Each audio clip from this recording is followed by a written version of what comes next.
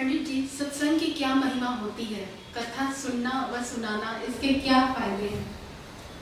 देखो, ये क्वेश्चन बहुत ये क्वेश्चन नारद जी ने भगवान विष्णु से किया था।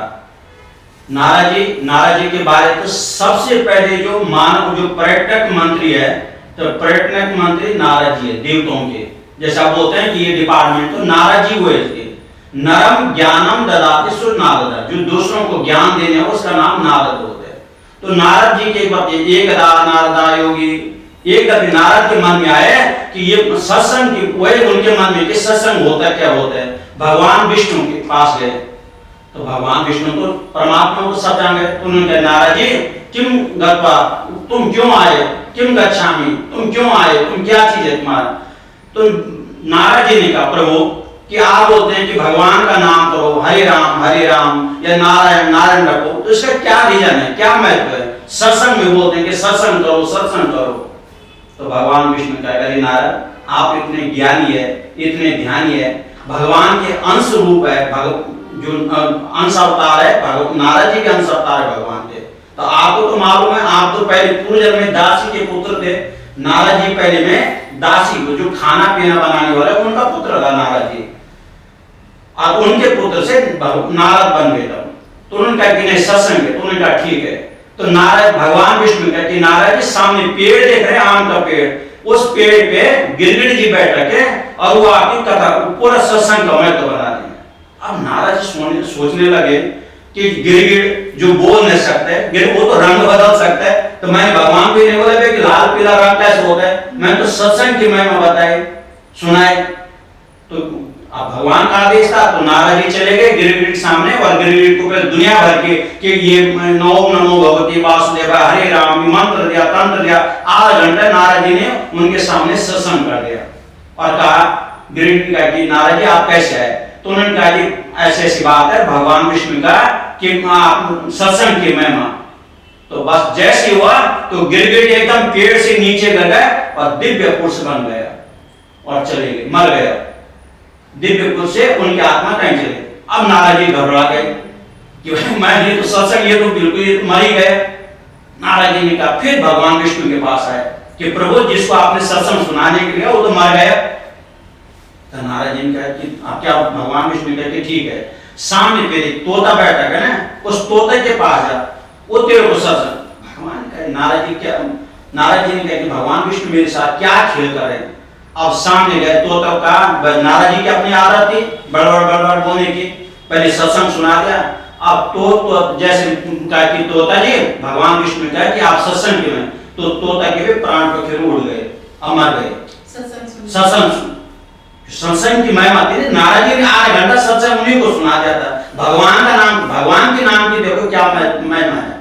वो भी मर गए।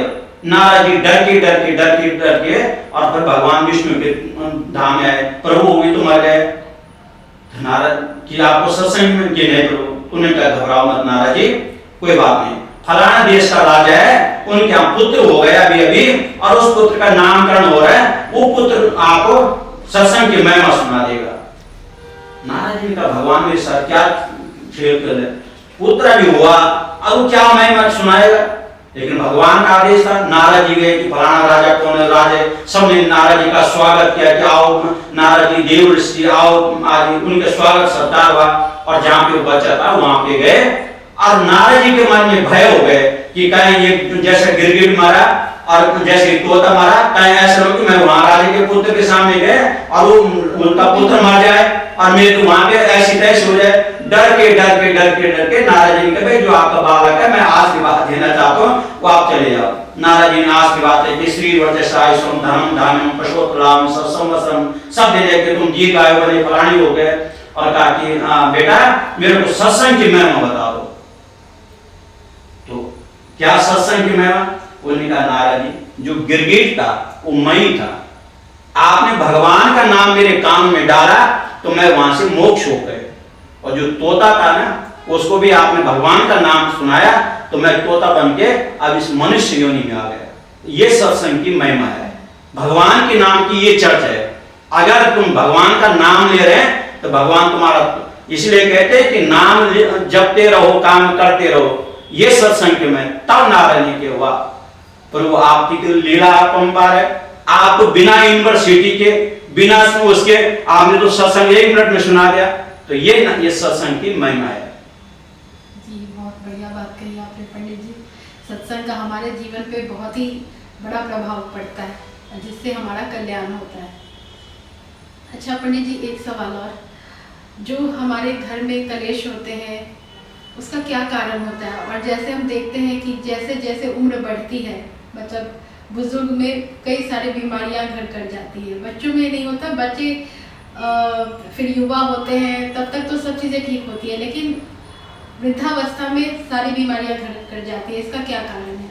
देखो, जैसे सत्संग की महिमा है, वैसे इस महिमा को शायद आपने सुना हो ना सुना, पर मैं सभी दर्शकों को अपने YouTube चैनल के माध्यम से सबको बता दूं।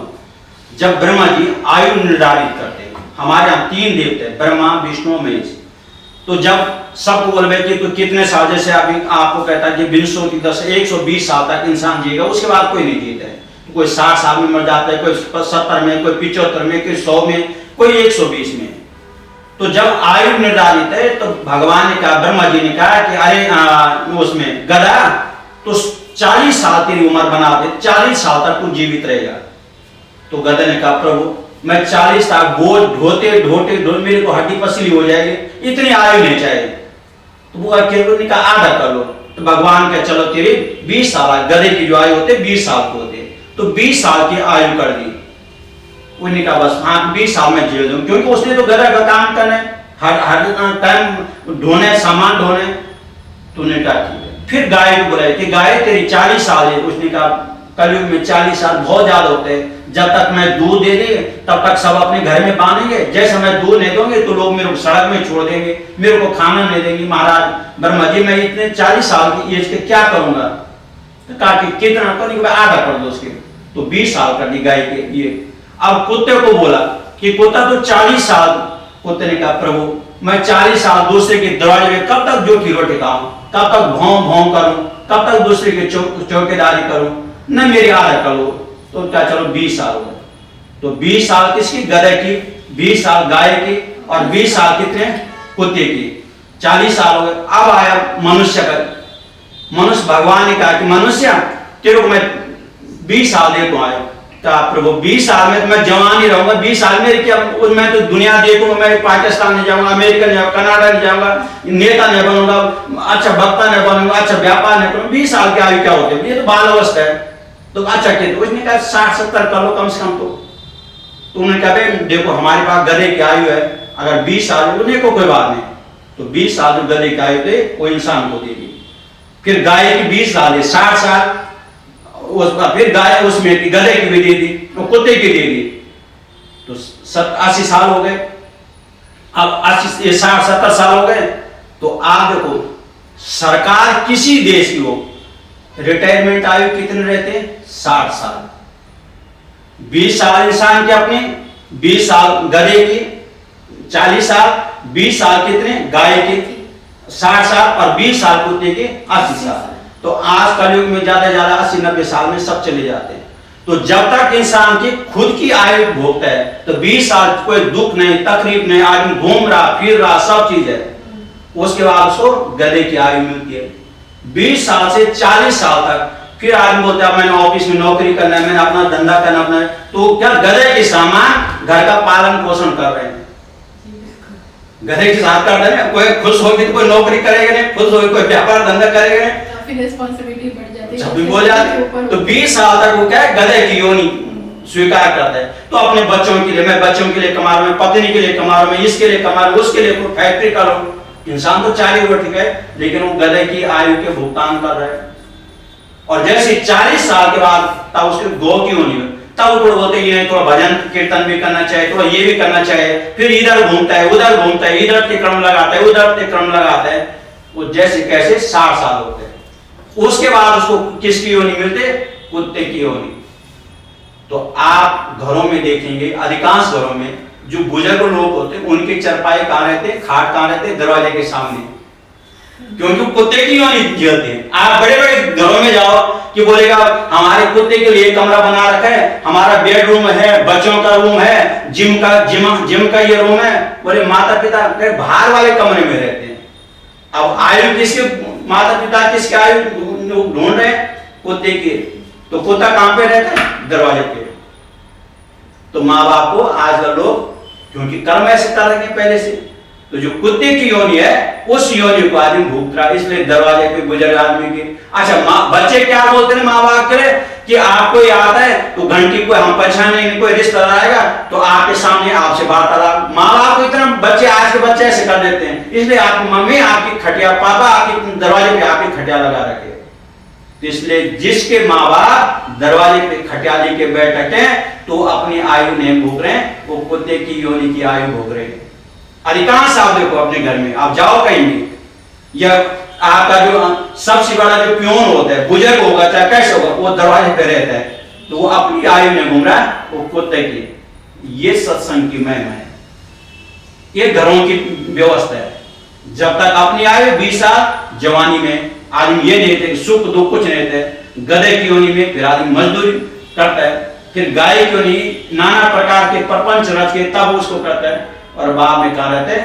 दरवाजे पे, गेट पे रहते हैं, कुत्ते की योनि। तो उसको भौं भौं की आवाज, कोई आ गया कोई नहीं जा गया। अच्छा बच्चा, जब भी कोई छोटा बच्चा बाहर जाएगा तो मम्मी देख लेना, पापा देख लेना, क्योंकि तो कुत्ते की तरह बन रखे हैं। इसलिए अपने घरों में हमारा कहने का तात्पर्य है कि जिनके घरों में ये व्यवस्था है तो अपने माँ बाप को बेडरूम अवश्य देना चाहिए। अंदर के कमरे में सुलाओ, गेट वाले कमरे, अगर गेट वाले कमरे में सुला रहे हैं तो वो कुत्ते की योनि भोग रहे हैं। इसीलिए तो आज लोग अनाथालय में जा रहे हैं। गरीब व्यक्ति का माँ बाप कभी अनाथालय में नहीं होंगे। जितने भी अमीर होंगे, जितने भी पढ़े लिखे होंगे, जितने भी उच्च पद में होंगे, ये सब के माँ बाप क्योंकि अपनी आयु उन्होंने छीण कर दी और कुत्ते की गाय की वजह से गेट पे विराजमान हो रहे।